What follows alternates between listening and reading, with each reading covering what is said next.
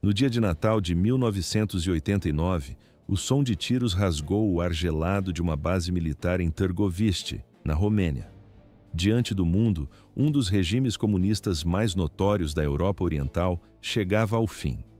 Nicolae Ceausescu e sua esposa, Helena, que governaram com mão de ferro por 24 anos, enfrentaram um julgamento apressado antes de serem executados por um pelotão de fuzilamento. Mas enquanto o ditador e sua esposa encontravam um fim brutal diante das câmeras, 3 vidas mergulhavam na incerteza. Onde estavam seus filhos no caos da revolução? O que aconteceu com Valentin, Zoia e Nico? E, acima de tudo, como alguém sobrevive quando carrega o sobrenome das pessoas mais odiadas de um país inteiro? A história deles, em grande parte esquecida, revela as complexas consequências da queda de uma tirania. Para compreender o colapso que os engoliu, é preciso retornar ao início do regime que seus pais construíram. Quando Nicolae Ceausescu tomou o poder em 1965, ele se apresentou inicialmente como um reformador. A Romênia estabeleceu relações diplomáticas com a Alemanha Ocidental e denunciou a invasão soviética da Tchecoslováquia. Por um instante, o país pareceu destinado a traçar um curso independente dentro do bloco comunista. No entanto, na década de 1970, qualquer promessa de abertura havia se evaporado. Ceausescu construiu um culto à personalidade que rivalizava com o da Coreia do Norte. Seu retrato pairava sobre cada espaço público e a mídia estatal o chamava de gênio dos Cárpatos e conductor.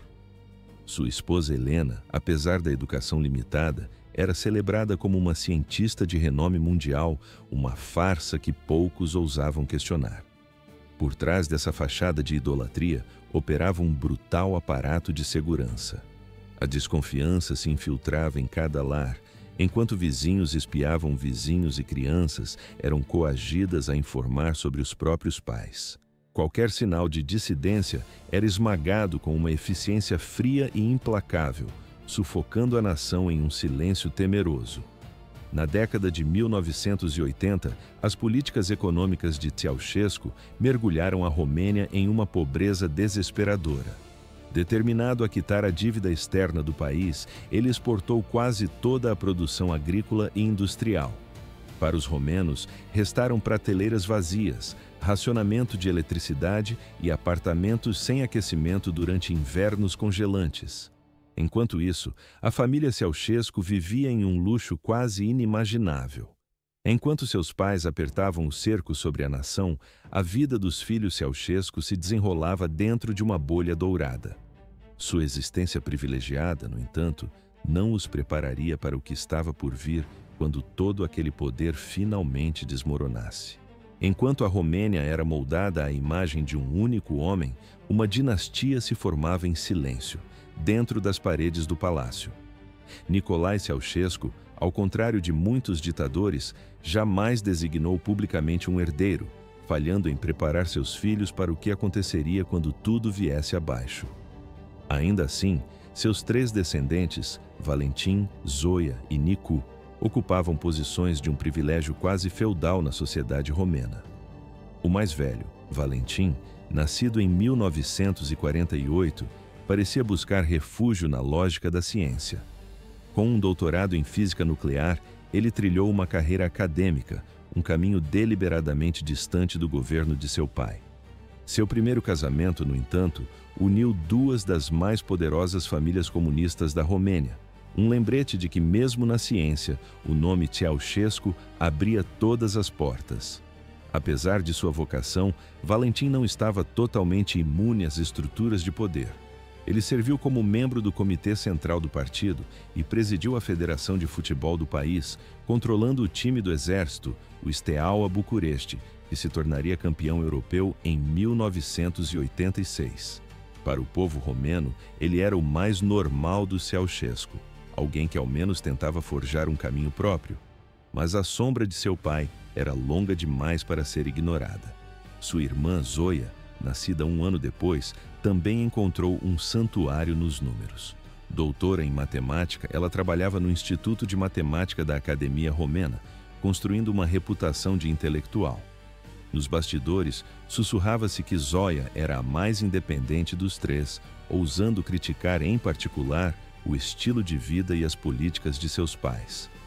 O choque com a mãe, Helena, era especialmente tenso, mas sua rebeldia silenciosa não a protegia do luxo que a afastava de seu povo. Se Valentim e Zoya buscaram distância, o filho mais novo, Nico, nascido em 1951, mergulhou de cabeça no centro do poder. Visto como o favorito de Nikolai, ele abraçou a política com fervor, tornando-se secretário da Juventude Comunista e, mais tarde, do partido no condado de Sibiu. Nico cultivou uma reputação sombria, a de um playboy com um temperamento violento e imprevisível.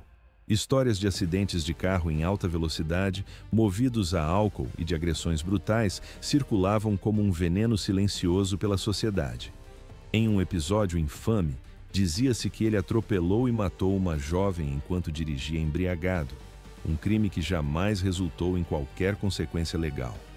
No final dos anos 80, sua lealdade absoluta e sua crueldade faziam dele o herdeiro mais provável para a dinastia comunista da Romênia.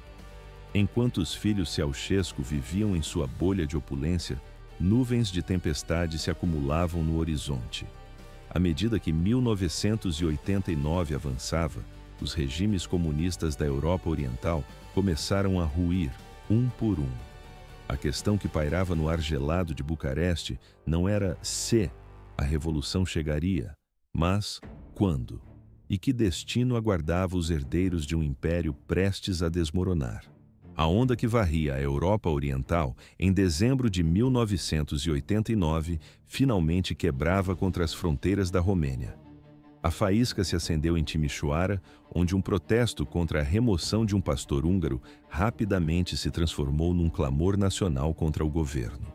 Ceausescu, recém-chegado de uma visita de Estado ao Irã, respondeu com a única linguagem que conhecia: a força bruta, deixando centenas de mortos nas ruas. Ele acreditava que ainda podia dobrar a nação à sua vontade. No dia 21 de dezembro, ele orquestrou uma grande manifestação em Bucareste, um palco para reafirmar seu poder absoluto. Mas o roteiro falhou. Pela primeira vez, a Romênia assistiu, incrédula, seu líder paralisado no palanque, enquanto seu discurso era afogado por vaias e insultos. Em questão de horas, Bucareste não era mais uma cidade, era uma revolução. O casal Ceausescu fugiu desesperadamente de helicóptero, decolando do telhado do Comitê Central, enquanto abaixo deles a capital era engolida por uma maré de manifestantes. Eles haviam abandonado o poder, mas seu voo para a liberdade era, na verdade, uma corrida em direção ao fim. 3 dias depois, no dia de Natal, foram capturados em Târgoviște e levados a um tribunal militar improvisado, uma formalidade sombria e apressada. As acusações eram pesadas: genocídio, a ruína da economia nacional e enriquecimento às custas do país. O julgamento durou menos de 1 hora. O veredito nunca esteve em dúvida. Nikolai e Helena foram sentenciados à morte e executados por um pelotão de fuzilamento minutos depois. Naquela noite, as imagens de seus corpos crivados de balas foram transmitidas pela televisão, a confirmação gráfica de que a era Ceausescu havia terminado. Mas enquanto os romenos celebravam nas ruas, um sentimento de alívio se misturava a uma nova e urgente pergunta: o que aconteceria com seus filhos? À medida que a revolução varria o país, os herdeiros do ditador se viram em circunstâncias muito diferentes. Valentim era Naquele dia de Natal de 1989, enquanto a fumaça da revolução ainda pairava sobre Bucareste, o destino dos filhos de Ceausescu foi selado. Valentim foi detido no mesmo dia em que seus pais foram executados. Ao contrário de seu irmão Nico, ele não ofereceu resistência alguma. Embora não ocupasse nenhum cargo formal no governo, seu sobrenome por si só era um alvo. Valentim foi levado para a prisão militar de Rojava, em Bucareste, um lugar sombrio que se tornaria seu lar pelo próximo ano. Sua prisão foi mais uma medida de precaução do que o resultado de acusações específicas, um reflexo da profunda incerteza do novo governo sobre o que fazer com a família do ditador. Seu único crime, ao que parecia, era o sangue que corria em suas veias. Zoya, sua irmã, foi presa no mesmo dia 25 de dezembro. Quando as forças revolucionárias chegaram, ela teria recebido a notícia sem surpresa, talvez antecipando o momento ou já ciente da execução de seus pais.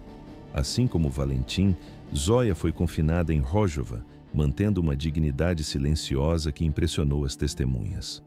Como uma matemática sem envolvimento direto no regime, sua detenção também parecia mais simbólica do que legal. A experiência de Nicu, no entanto, foi brutalmente diferente. Como secretário do partido no condado de Sibiu, ele tentou esmagar os protestos locais com força militar.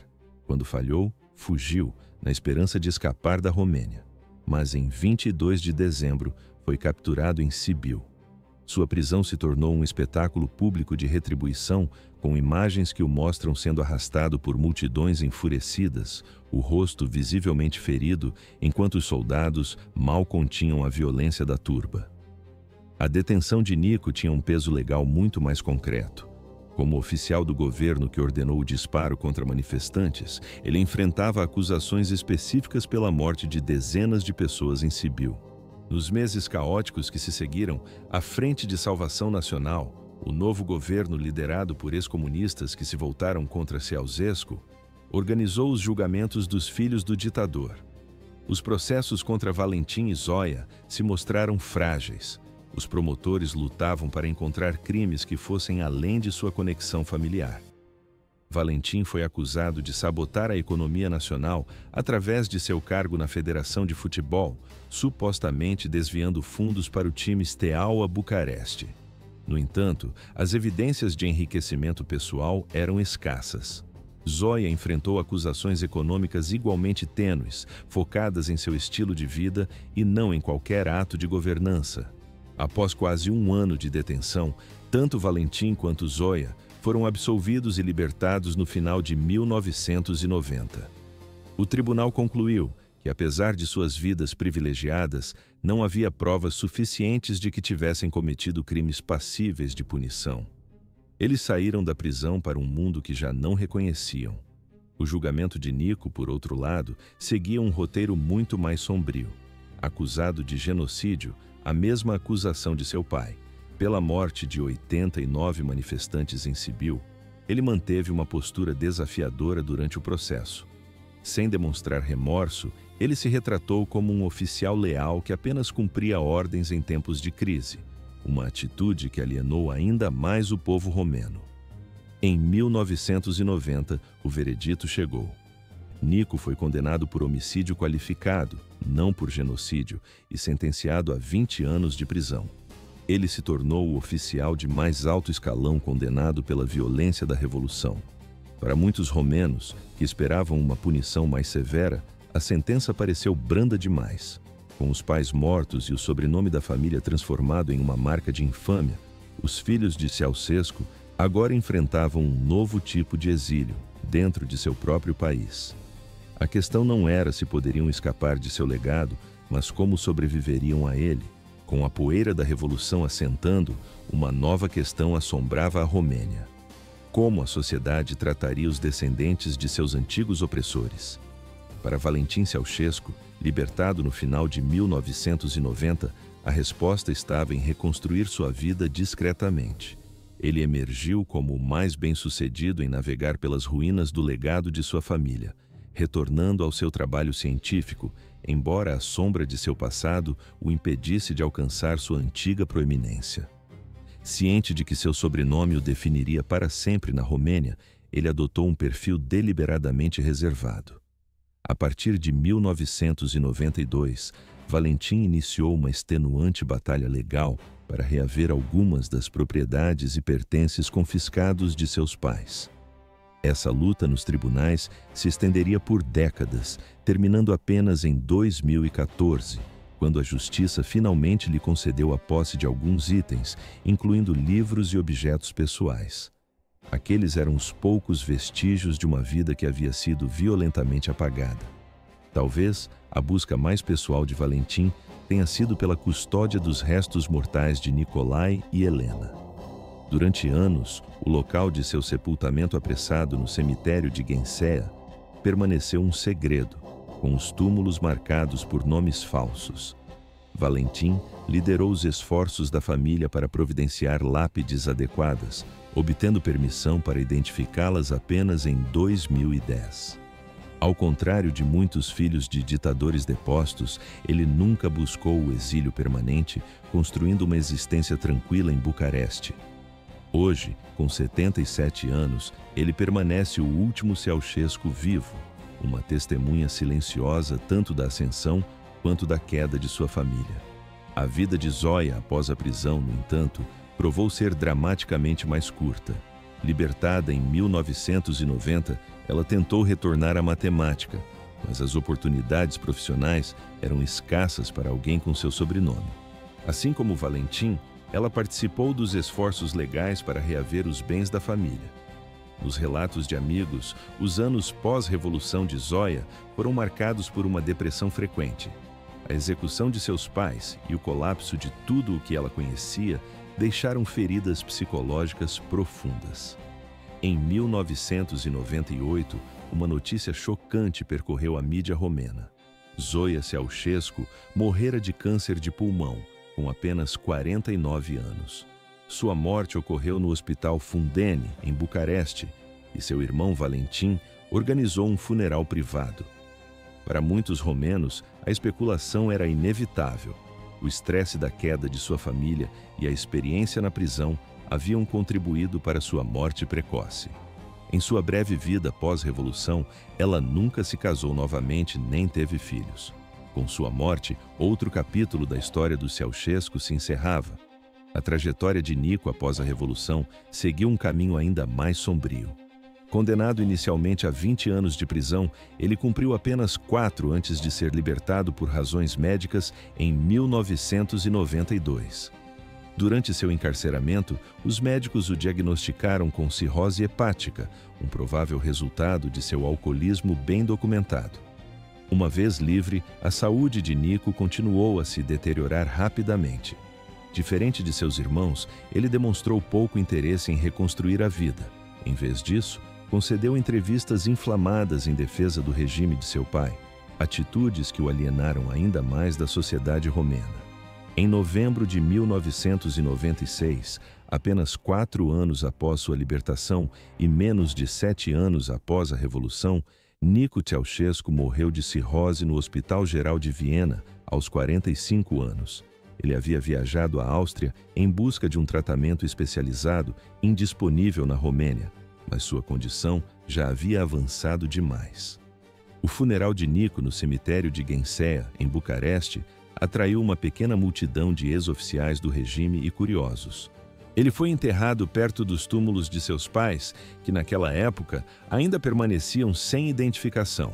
Mais de 3 décadas depois, os ecos da Revolução Romena ainda ressoam, não em discursos políticos, mas em uma batalha silenciosa travada nos tribunais.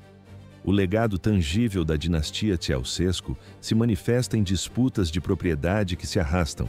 Inúmeras residências, terrenos e objetos de valor pessoal, confiscados no calor da Revolução, tornaram-se o centro de uma persistente luta jurídica. Através de anos de processos, Valentim conseguiu recuperar fragmentos de sua vida passada, fotografias de família, livros, algumas obras de arte. Em 2014, um tribunal romeno ordenou que o Estado devolvesse a ele um pavilhão de caça e terras perto de Bucareste. A decisão acendeu um debate acalorado, com muitos romenos argumentando que as propriedades representavam ganhos ilícitos que deveriam pertencer ao povo. Essa ferida legal expunha um problema muito mais profundo. Ao contrário de outras nações do antigo Bloco de Leste, a Romênia nunca implementou leis abrangentes para lidar com os crimes e os bens da era comunista. Essa ausência deixou casos como o da família Ceausescu em um limbo jurídico que se estende por décadas, um sintoma da relação mal resolvida do país com seu próprio passado. Na memória do povo romeno, o tempo traçou uma distinção clara. Os pais, Nicolae e Helena, permanecem quase universalmente desprezados. Seus filhos, no entanto, especialmente Valentim e Zoia, são vistos de forma mais ambígua, menos como participantes ativos na tirania e mais como beneficiários de um privilégio doentio, prisioneiros em sua própria gaiola dourada. A memória de Nico, no entanto, permanece manchada. Seu papel na repressão da União da Juventude Comunista garante que ele seja lembrado como mais do que apenas o filho do ditador. Com o tempo, essa imagem se suavizou, especialmente entre os jovens romenos que não têm lembranças pessoais de suas ações. Curiosamente, uma onda de nostalgia pela era Ceausescu surgiu na Romênia moderna, um sentimento amargo entre cidadãos mais velhos, desiludidos com as promessas do capitalismo. Mas essa nostalgia raramente se estende aos filhos. Ela se concentra em uma suposta estabilidade dos primeiros anos de Nicolae no poder. A história dos filhos Ceausescu revela a rapidez com que ambições dinásticas podem ruir, deixando herdeiros privilegiados subitamente vulneráveis. Ao contrário de muitos líderes depostos que fugiram com suas famílias para um exílio confortável, a execução de Nicolae e Helena deixou seus filhos para trás, sozinhos para enfrentar a justiça revolucionária. Seus destinos divergentes, a sobrevivência silenciosa de Valentim, a morte prematura de Zoia e a autodestruição de Nico refletem diferentes respostas a uma queda catastrófica. Enquanto Nico se apegou ao legado de seu pai, acelerando sua própria ruína, Valentim se adaptou. Ele encontrou um caminho discreto no mesmo país que seus pais haviam oprimido. Seu nome, no entanto, carregava um peso que a adaptação silenciosa não podia apagar por completo. Hoje, o nome Ceausescu permanece infame na Romênia, mas o tempo começa a transformar o ódio bruto em avaliação histórica. Para os jovens nascidos depois de 1989, o ditador e sua família são personagens da história, não da experiência vivida. O nome tem pouco ou nenhum peso emocional. Talvez esta seja a lição final da história. Mesmo as dinastias mais poderosas, ao que parece, acabam por se dissolver na história, seus crimes e privilégios tornando-se notas de rodapé na memória de uma nação. Os filhos Ceausescu, que um dia esperavam herdar um reino comunista, herdaram apenas o seu colapso. Sua jornada serve como um lembrete da transitoriedade do poder e do impacto duradouro de um nome de família do qual nunca se pode escapar.